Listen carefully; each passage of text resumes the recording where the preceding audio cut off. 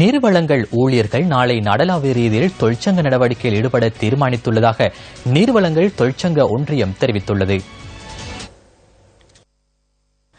ஊக்க ஊதியம் குறைத்து வழங்கப்பட்டமைக்கு எதிர்ப்பு தெரிவித்து நீர்வளங்கள் வடிகாலமைப்பு சபை ஊழியர்கள் நேற்று காலை முதல் பராமரிப்பு சேவையிலிருந்து ஒதுங்கினர். இதன் காரணமாக சில பிரதேசங்களில் மக்களுக்கான குடிநீர் விநியோகம் தடைப்பட்டது. மெரிச பிரதேசத்தில் நீர்க்குழாயொன்று வெடித்தமையினால் பிரதேச மக்கள் பெரும் சிரமங்களை எதிர்கொண்டுள்ளனர். தெல்கொட கத்துபோட ஆயுர்வேத வைத்தியசாலைக்கு முன்பாக நீர்க்குழாயில் வெடிப்பு ஏற்பட்டமையினால் சில பகுதிகளுக்கான நீர் விநியோகம் தடைப்பட்டது. நீர்க்கசிவு காரணமாக சிலாபம் பிரதேச மக்களும் பெரும் சிரமங்களை எதிர்கொண்டனர்.